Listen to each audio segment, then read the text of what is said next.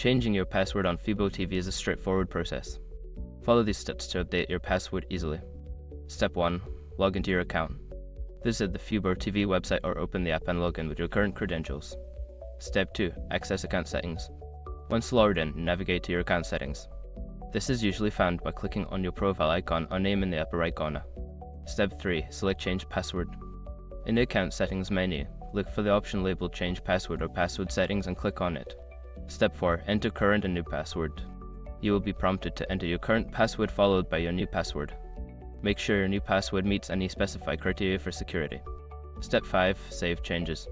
After entering the required information, click on the Save or Update button to apply the changes. You should receive a confirmation that your password has been successfully updated. Now you can log in with your new password. If you encounter any issues, consider reaching out to FuboTV support for assistance.